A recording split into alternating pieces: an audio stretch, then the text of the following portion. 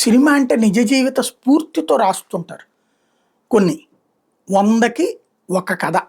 మిగతా 99 కూడా ఫిక్షనే.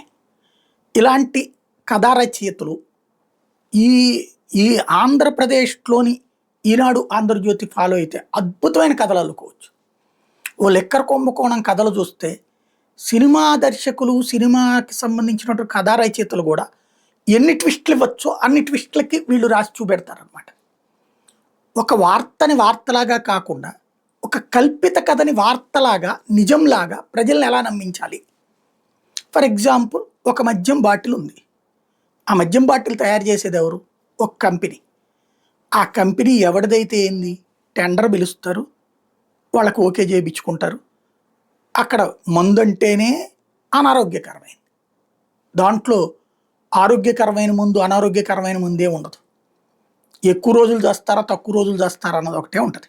బట్ అదేదో ఒకళ్ళ హయాంలో నాణ్యమైన మందు ఉన్నట్టు, ఇంకొకళ్ళ హయాంలో నాణ్యమైన మందు లేనట్టు ఇదొక కథలు అల్లారు. అది రోజు పోయే కొద్దీ కథలో కొత్త కొత్త మలుపులు సృష్టించాలి. బంగారం కొనుక్కున్నారు, డబ్బులు దాచుకున్నారు. వ్యాపారస్తుడు చేస్తాడు, ఖచ్చితంగా చేస్తాడు. రాజకీయ నాయకుడు తిన్నాడు, ఖచ్చితంగా తింటాడు. తినలేదని చెప్పడము తప్పే, ఈ మద్యం వ్యాపారం ఇవ్వలేదని చెప్పడము తప్పే. ఇప్పుడైనా జరుగుతుంటాయి అయ్యి. సరే, అది ఒక కుంభకోణం అని పట్టుకోవాలనుకున్నప్పుడు జనాలకి మంచి చేసి పట్టుకుంటే ఒక అర్థం ఉంటుంది. జనాలకేం బెల్ట్ షాప్ పేరుతో దోపిడీ, అలాగే పర్మిట్ రూముల పేరుతో దోపిడీ, ఊరు వాడ అందరూ అమ్మనాభూతులు తిడుతుంటే అసలు ఆ చర్చ రానియకుండా రోజు ఆయన తినేసి ఉంటాడంట, అక్కడ తిన్నాడట, అట్లా చేశాడట, ఇదే కథనాలు రాసుకురావాలి. ఇప్పుడు ఏంటంటే ఒక బ్రాండ్కి డూప్లికేట్ లాగా ఉండే ఇంకొక బ్రాండ్లు పెట్టారు. ఇప్పుడు కొత్తగా వచ్చిన 7-8 రకాల బ్రాండ్లు. ఎవడిస్తున్నాడు పర్మిషన్ ఇప్పుడు కొత్త బ్రాండ్లు?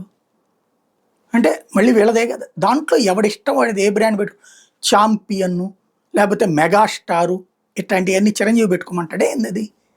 లేకపోతే ఛాంపియన్ అంటే ఎవడన్నా క్రికెటర్ పెట్టుకోమంటాడా? మన ఇష్టం ఏమైనా పెట్టుకోవచ్చు. ప్రభుత్వాలకు అదేం అసలు దాని గురించి పెద్ద లెక్కే కాదు.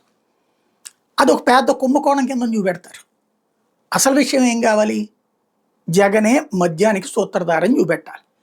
దానికోసం రోజు ఏళ్ల తరబడి, ఒక ఎన్టీ రామారావు మంచోడని ఏళ్ల తరబడి ఆయన బాత్రూమ్కి వెళ్తే మంచి స్టోరీలు, బాత్రూమ్ నుంచి బయటకు వచ్చినప్పుడు సుగంధ పరిమళాలు ఉంటాయని, అలాగే ఆయన చెడ్డోడని చూపించడానికి ఆయన గురించిన క్యారెక్టర్ అసాసినేషన్ ఎలా కావాలంటే అలాగే ప్రజల్ని వెర్రి వెధవల్ని మేము చేయగలం ప్రజల్ని అనేటటువంటిది 30-40 ఏళ్ల నుండి నిరూపించి చూపెడుతున్నారు.